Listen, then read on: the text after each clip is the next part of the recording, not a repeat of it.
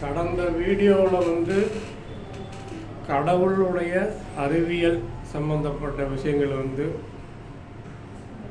ஒரு டாக்டர் கொடுத்த ஹிண்ட்ஸ் கொடுத்துருந்தோம்.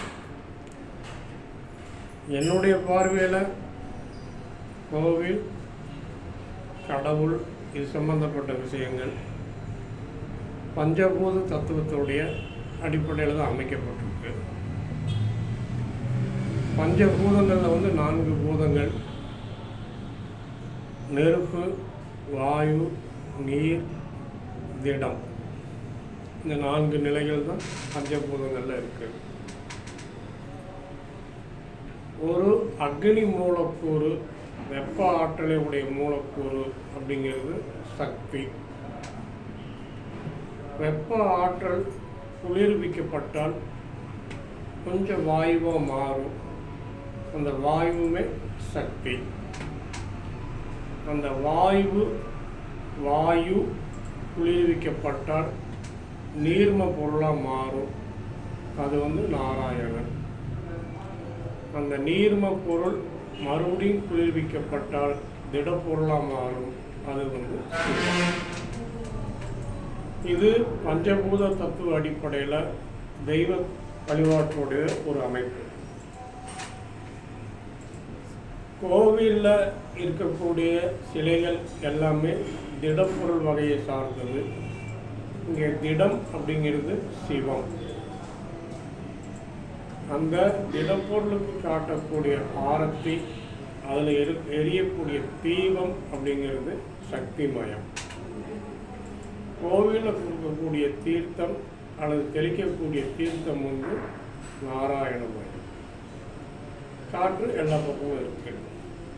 அப்போ எந்த கோயிலாக இருந்தாலுமே நாம் தனியாக அதுக்கு பேர் வச்சுக்கிட்டோமே தவிர வழிபாடுங்கிறது 3 வகையான 4 வகையான வழிபாடுகளும் அங்கே தான் இருக்குது. இந்த 4 வகையான பரிணாமங்களை உருவாக்கி கண்காணிப்பது அப்படிங்கிறது பால்வெளி மண்டலமான ஆகாயம்.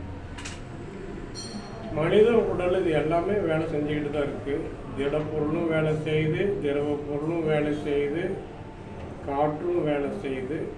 மூளை மட்டும் ஆகாய தொடர்பில் இயங்கிக்கிட்டு இருக்குது. அந்த ஆகாய தொடர்பில் இயங்கக்கூடிய மூளையினுடைய தன்மை, அது செயல்படக்கூடிய விதம் அப்படிங்கிறத பற்றி தான் ஜோதிடத்தில் ஆய்வு. இயக்குவார் இல்லாமல் எந்த பொருளும் இந்த உலகத்தில் இயங்கிறது இல்லை.